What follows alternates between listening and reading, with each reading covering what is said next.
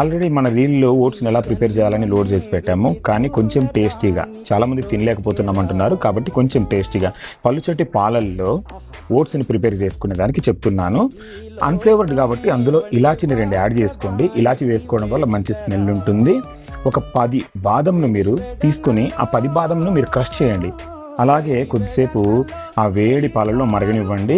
మీరు టేస్ట్ కోసము హనీ ఏం కలుపుకోకుండా ఒక 10 ఎండు ద్రాక్షను తీసుకొని అందులో అలాగే మరగనివ్వండి. ఆ తర్వాత కొద్దిసేపు కదిలిచ్చిన తర్వాత ఒక 50 గ్రామ్స్ మైన ఓట్స్ని మీరు తీసుకొని ఆ 50 గ్రామ్స్ ఓట్స్ని ఆ మరిగే పాలల్లో వేయండి. వేసి ఒక స్పూన్తో దాన్ని కదిలివ్వండి, ఎందుకంటే గడ్డగట్టుకోకుండా ఉండడానికి. అలా మీరు కదిలిస్తూ కొద్దిసేపు అలాగే సిమ్లో పెట్టి మరిగించారంటే అది మొత్తం పాలంతా ఇంకిపోతాయి, మొత్తం ఇలా తయారవుతుంది. చూడండి ఎంత టేస్టీగా ఉందో. ఇది మీరు టిఫిన్ లాగా ఎవ్రీడే మార్నింగ్ తీసుకున్నారు అంటే ఇడ్లీలు, పూరీలు, దోశల ప్లేస్లో తింటే చాలా మంచిగా ఉంటుంది. మీరు వెయిట్ లాస్ కావడానికి బాగా యూజ్ అవుతుంది. చూడండి మా స్వీటీ ఇక్కడ నోరూరిపోతుంది, దానికి పైకే చూస్తూ ఉంది.